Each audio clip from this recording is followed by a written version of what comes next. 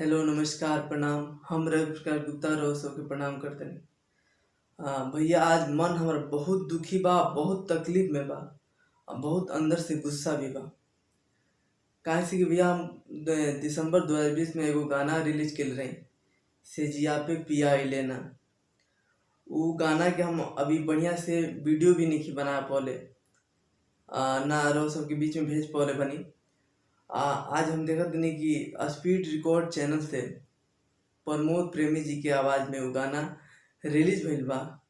सुन के भैया बहुत बहुत बुरा लागल।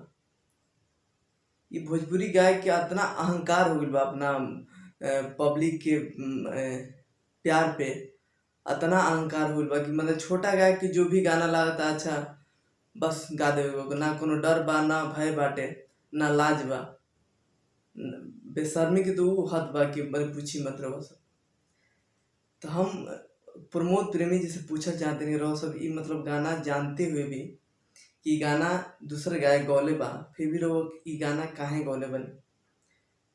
का ई रउआ सब ई चीज देखावल चाहतनी कि हम बहुत बढ़िया गाइना, जौन भी गाइम गाना वो हिट हो जी। मतलब ई गावे के रउआ मकसद का बा? हम रउआ से ई जानल चाहतनी कि हम बहुत बेकार तरीका से ई गाना गौले बनी। रउआ सबसे निवेदन बा भैया कि गाना के लिंक हम डिस्क्रिप्शन में डाल देम, रउआ सब सुनम। ठीक बा, रउआ गौले बनी, उमे गाना में ना हमार क्रेडिट बा, ना कुछ बाटे, कुछ नहीं है। जहाँ से गाना मिलल हम गा देनी, बस हिट हो गई। देखिए ई वीडियो बना के मकसद हमार बस इहे बा कि देखिए गलत चीज के विरोध ना कइल भी बहुत गलती होला। गलत चीज के विरोध ना कइल भी बहुत गलती होला।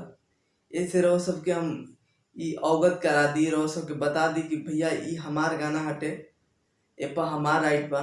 काहे से कि गाना जे भी देले रहे हमरा के बहुत नॉर्मल रहे, ओकरा के हम मेहनत करके कुछ अलग तरीका से सजौनी, अलग तरीका से कंपोज कैनी।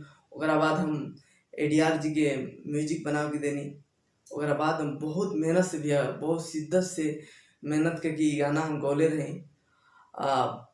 आज देख के भैया बहुत अंदर से बहुत तकलीफ होता भैया कि मतलब का यार, मतलब नया नया गायक गाना गइबे ना करी तब एकर मतलब ना कुछ नया गायक मेहनत करता, कुछ अलग करे की कोशिश करता, तो रउआ सब उठा के मतलब गा देते हैं। मतलब का एकर से का साबित कइल चाहते रउआ सब?